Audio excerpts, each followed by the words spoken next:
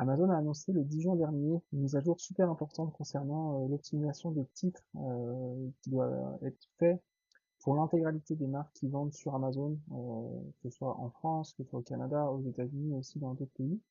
C'est une mise à jour super importante que je pense beaucoup de marques sous-estiment et qui va avoir un impact colossal sur la façon de référencer ces produits à partir de maintenant.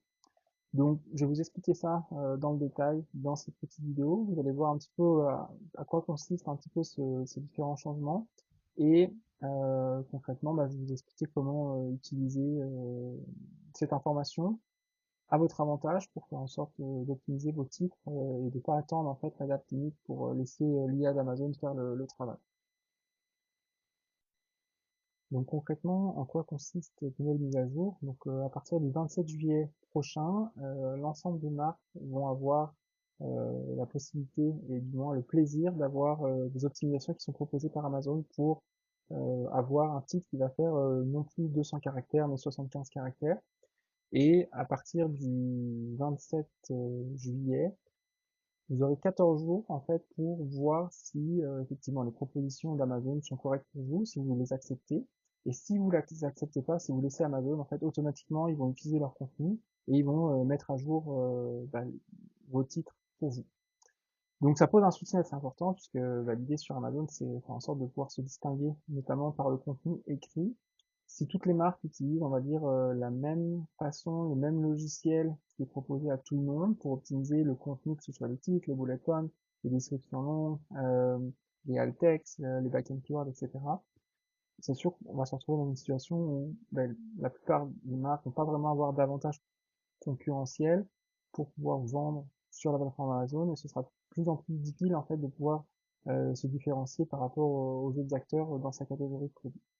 Donc, par rapport à ça, c'est sûr que aujourd'hui on est le 15 juin, je fais cette vidéo voilà, 5 jours après avoir fait en sorte de prendre connaissance en fait de cette nouvelle. J'ai intégré dans mon logiciel qui s'appelle superlisting.io une nouvelle fonctionnalité qui permet en fait de pouvoir optimiser les titres et votre fiche produit en intégrant justement cette limite de 75 caractères en incluant les espaces pour refaire la mise à jour de vos titres.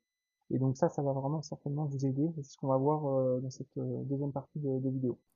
Donc là, je vais vous expliquer comment utiliser la fonctionnalité AI Chat développée dans superlisting.io qui permet en fait d'optimiser les fiches produits, que ce soit au niveau des titres, bullet points, description longue, backend keyword, en un seul clic et qui intègre depuis aujourd'hui la fonctionnalité d'avoir un titre version mobile avec 75 caractères et moins, incluant les espaces. Donc, ce qu'on va faire, c'est qu'on va prendre ce produit-là, donc qui est un produit de la marque L'Oréal Professionnel, et on va prendre le contenu comme si on voulait l'optimiser. Cette fois-ci, on va prendre du contenu sur Amazon.fr pour changer. On va mettre le prompt ici, donc c'est ni plus ni moins le titre et les bullet points, comme si on était dans une phase d'optimisation. On va cliquer sur Entrée. Là, le chat permet de simplement reconfirmer, donc on met oui. Et là, on va laisser l'IA processer l'information pour pouvoir optimiser le contenu.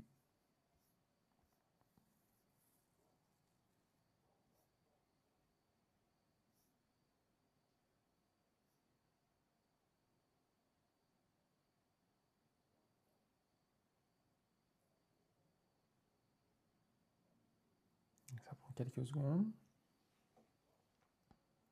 Et là, donc là, le listing il vient d'être créé, donc on peut voir que ça a bien généré un titre plutôt long avec le modèle ancien qui était de faire des titres avec 200 caractères. Et on a également le titre à 75 caractères qui reprend voilà, le nom de la marque, qu'est-ce que c'est comme produit et aussi le contenant. Et ça va refaire également les optimisations sur la description longue, les bullet points et aussi les backend keywords. Voilà, ça fait le tour sur cette vidéo, je vous laisse là-dessus. Si jamais vous avez la moindre question, n'hésitez pas à me contacter ou mettre un petit commentaire. Je réponds à tous les commentaires de cette chaîne. Et puis, on se retrouve dans une prochaine vidéo. À bientôt.